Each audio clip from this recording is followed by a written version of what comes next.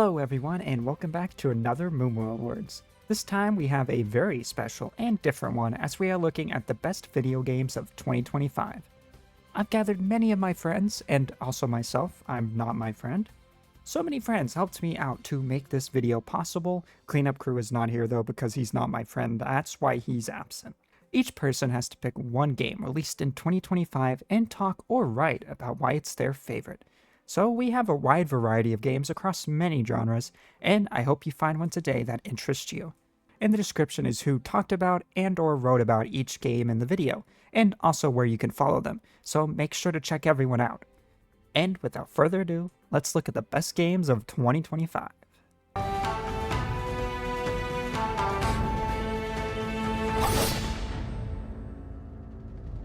Ghost of Yotei is a 2025 action-adventure game developed by Sucker Punch Productions. The game features elements of combat, stealth, and open-world exploration that provide an incredible, in-depth experience. Paired with an incredible story and stunning visuals, Ghost of Yotei stands to be one of the best games released in 2025. The story is set in the environs of Mount Yotei, in Ezo, Japan in 1603, 329 years after the events of the first installment, Ghost of Tsushima. It follows Atsu, a wandering mercenary who adopts the persona of the vengeful Onryo in her quest to hunt down the Yotei Six. Renegade Samurai Lord Saito and his lieutenants, the Snake, the Oni, the Kitsune, and Saito's sons, the Spider and the Dragon, who, 16 years prior, had slaughtered her family, destroyed her home, and left her for dead, pinned against a burning ginkgo tree with her father's katana. Following her escape of the attack, dubbed the Night of the Burning Tree, you follow her story of vengeance and forgiveness as she travels through Ezo.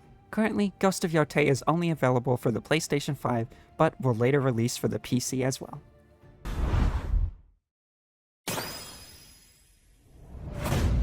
My favorite game of 2025 would have to be Grounded 2.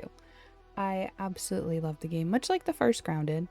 I think it's a phenomenal survival game that takes the typical survival and adds like a twist to it, where, you know, instead of fighting against big animals or any other kind of mythic creatures that happen to be in said game, this one takes a different perspective where you're fighting against the terrain, bugs, and other things, because, you know, you're a tiny little kid. And the story's phenomenal.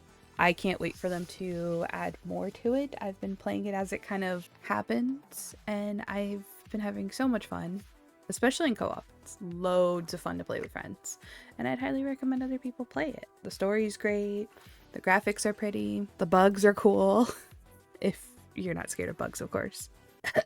Theta. But, you know, I think it's a really fun game to play, whether you play it by yourself or with friends. It's a lot of fun, and I definitely think you should check it out. It's by far my favorite game of 2025.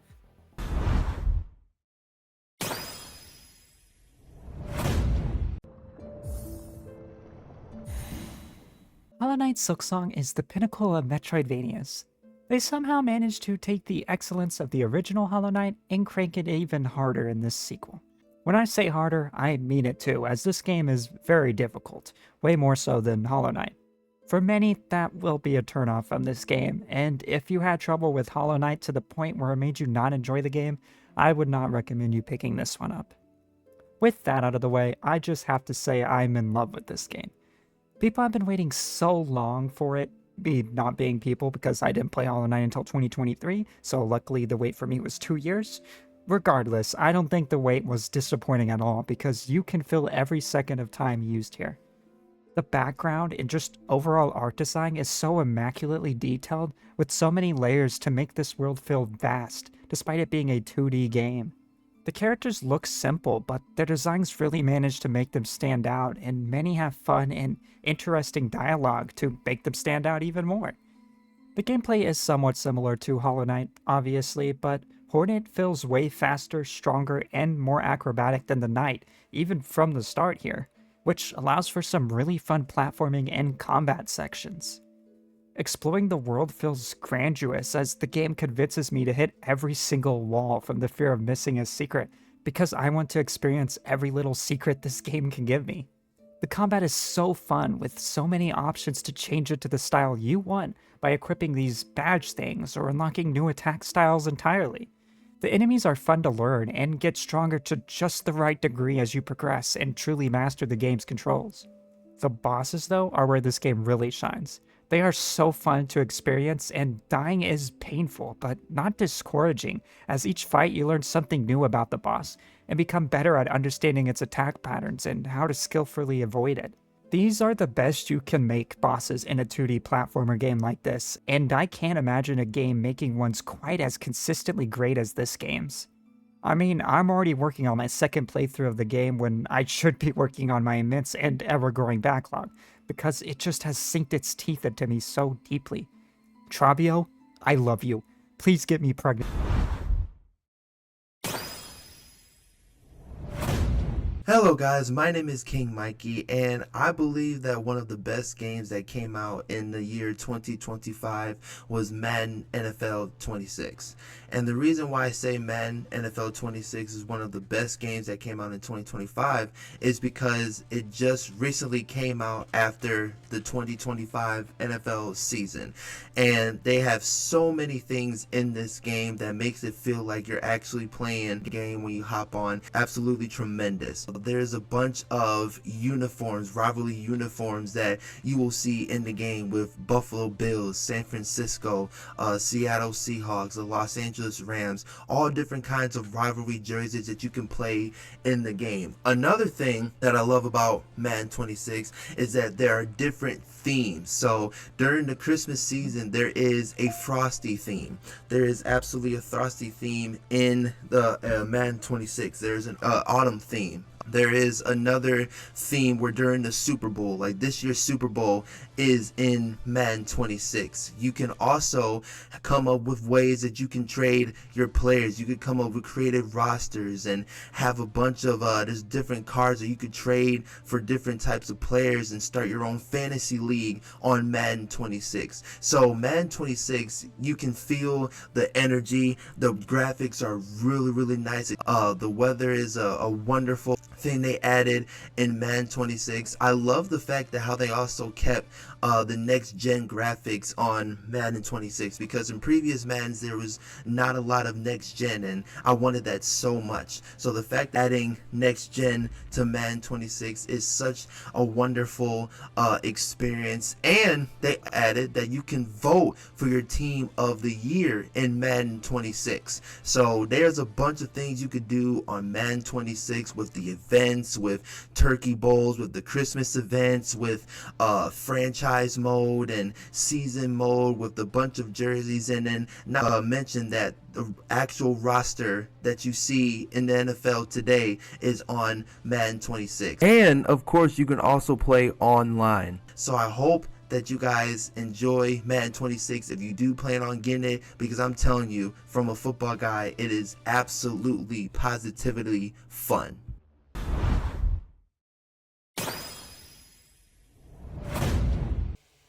Hello everyone, my name is Sagittarius818, but you can call me Sag or Sandry. Now, for the best game of 2025 MooMoo Awards, I selected is Peak. Now, what I love about this game, every day, every maps, and every pathways, it constantly changes. So you don't have to get sick and tired nor be bored easily with playing the same maps every single day. That's what gives it a good challenge, including changing the difficulties as well. Now, playing Peak with friends, either regular, which is a 4-player, or modded, which is like 8 players or above, it could be chaotic and hilarious. Especially when meeting with new friends, you're able to like get to know them more, have a building trust exercise. But you'll probably have some friends who likes a little bit chaotic and will like a little funnies and teehees just to make great content. But other than that, I feel like Peak is like the best game for 2025.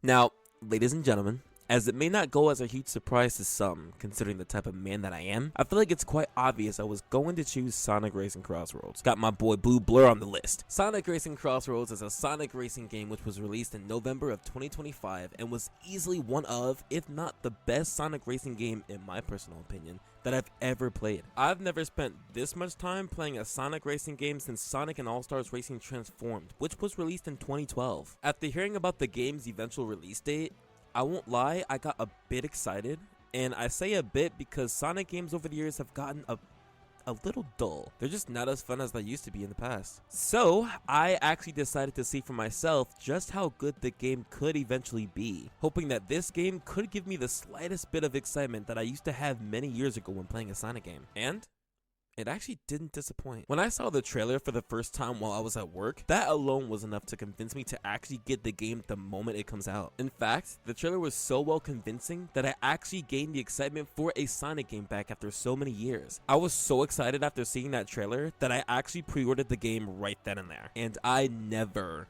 pre-order games, mainly because these companies be asking for too much. The only other time I've ever pre-ordered a game in my life was back when Marvel Avengers released back in 2020. The game is so polished, entertaining, fun, and very challenging all in one. Literally everything I've ever wanted within a Sonic racing game. It's blatantly obvious that you can tell they poured their entire heart and soul into this project, and it's very clear that they wanted this game to succeed. And it succeeded so much that IGN rated the game a 9 even over Mario Kart World, which they rated at 8. Which is extremely huge for us Sonic fans, considering Nintendo has always had the upper hand on us with their Mario games. After playing Sonic Racing CrossWorlds for the first time, I realized that this game was not only going to be the game I play all the time, but it's also going to be one of my main games that I stream and make YouTube content for. There's so much to do with so many cool features added into it, with one of the main ones being able to switch your vehicle while still selected as the character you wish to play as. None of the other Sonic racing games had this feature, along with such beautiful and gorgeous racetracks with different gadget builds you can make to fit your own unique playstyle. They also have different first place champion animations involving characters having their own theme song from the previous Sonic games.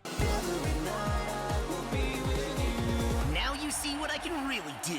And speaking of theme song, one of the coolest features includes having your own jukebox to play your favorite Sonic music during gameplay. So if I wanted to jam out to Reach for the Stars from Sonic Colors while I'm absolutely crushing the competition, I can.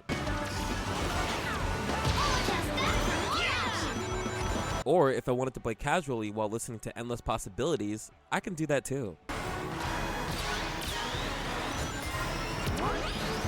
And the best part is, you can choose different songs from different playlists for each lap of the race. If that's not cool and doesn't completely blow your socks off, I don't know what does. Like, just imagine you're just chilling in first place listening to your favorite Sonic song while the rest of your opponents are fighting for their lives behind you. If you want a chance to gain max aura, this is definitely the best way to do it. And that's just the tip of the iceberg. Sonic Racing CrossWorlds has so much to offer, and there's not one complaint I'd ever give this game. And the way I see it, ladies and gents, it stays being a 10 out of 10 for one of the most amazing Sonic racing games I've ever played in my life.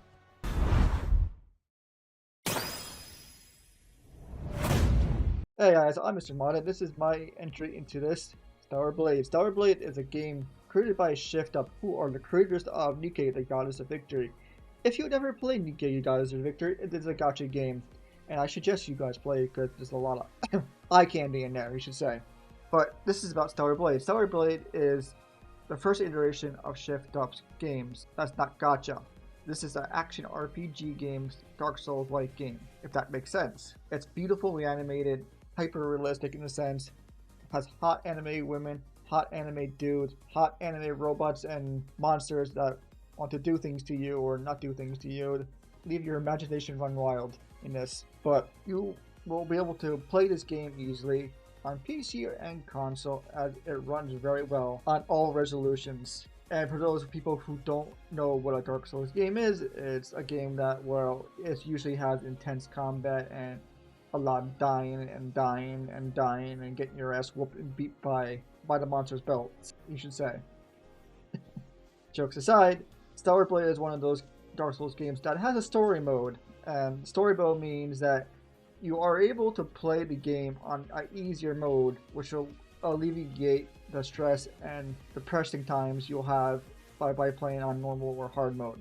So if you're one of those players that just want to enjoy the assets, enjoy the story, enjoy the scenery, and whoop monster ass without having to put 2 brain cells into a thought, then story mode is great and you'll be able to fully enjoy the game. But if you want a real challenge, play on hard mode or nightmare mode, and let me tell you, you will have a wonderful time getting your butt whooped by the monsters and the bosses in the game.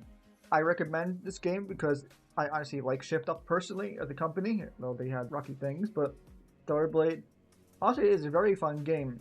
I also hope to continue to play it even more when I have time. For beautiful women and men and amazing graphics, play Stellar Blade for the story that might even bring you to tears. Maybe. I don't know who has loose tear ducts. Not me. Jokes aside, give it a shot, give it a look. This is my entry, Stellar Blade, beautiful Dark Souls-like game made by Shift Up. Enjoy yourself, enjoy the game, enjoy the story, and maybe if you like Stellar, maybe you'll give Shift Up's game another look. On and out. Have a wonderful day. See you later.